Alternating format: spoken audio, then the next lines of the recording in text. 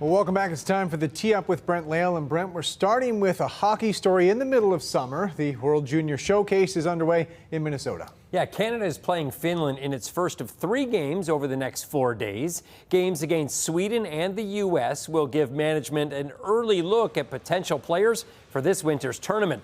There's Dale Hunter, who's been given the reins this year to lead Canada back to gold for the first time since 2023. After a 5th-place finish a year ago, Hockey Canada has brought in Dale and his brother Mark on the management side to try to put together a winning team. Coming off a Memorial Cup title, Dale has coached this team once before. He won gold back in 2020 when they beat Russia in the final. In the middle of the summers, I got to give a credit to all the teams who are coming here, and we're having a camp. And I watched a couple games today, and I watched practice today. The speed and the intensity out there is already here. He wants to win just as bad as the players want to win, and the preparation that he puts in with his game plans and pre-scouts and how well he knows the other team and that thing, it's unparalleled. Him and Mark have created the best junior hockey program in the CHL for a reason, and I think he just brings what he brings everywhere he goes, and that's just a winning pedigree, championships. You look at his resume, it's all it's ever been for him, and I'm sure for him and Mark, it's going to be a lot of the same here.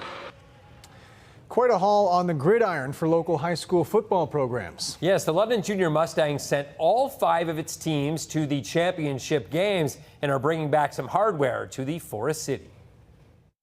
Thompson with his first pass attempt of the game holds it up high. We got a touchdown, London Mustangs! Andre Thompson, who was thrown into quarterback duty this year after a couple of injuries, helped the Mustangs win the 18U title in back-to-back seasons. Trailing Burlington in the second half, they had a string of about 7 consecutive plays, which turned a deficit into a blowout win.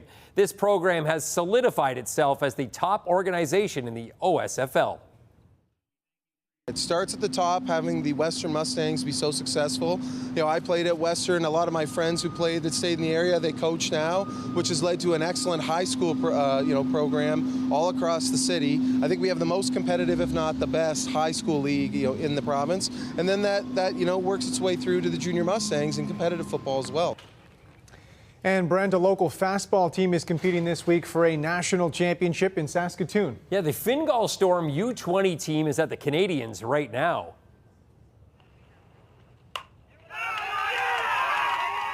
A huge 3-run double was part of a wild 14-9 win over Newfoundland Labrador in their opening game of the tournament.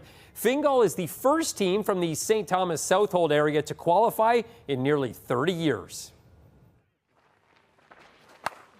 Once a fixture in every rural southwestern Ontario town, fastball is making a comeback. 5 years ago, a bunch of fastball dads said, you know what, we need to revive this sport for the kids again.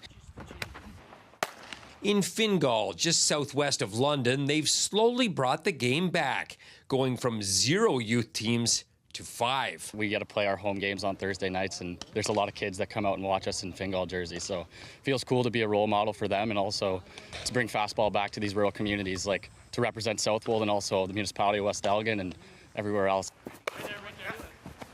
It feels great to see the sport coming back. There's, all the young kids playing here in Fingal now, which I haven't seen in a long time.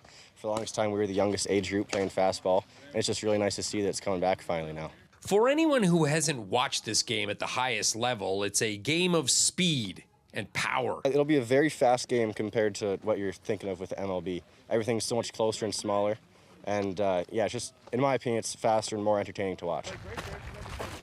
The U20 group, which started the revival 5 years ago, has qualified for the national championship. They are currently in Saskatoon. I like the young attitude they have. They come to the park every day trying to win ball games, but they're also learning at the same time. They listen well. They're not afraid to try some adventurous things, and sometimes you got to rein them back in. But this group loves the game as much as the coaches do, and it's kind of fun. It's a once-in-a-lifetime experience, and they're pretty pumped. Brent Lale, CTV News.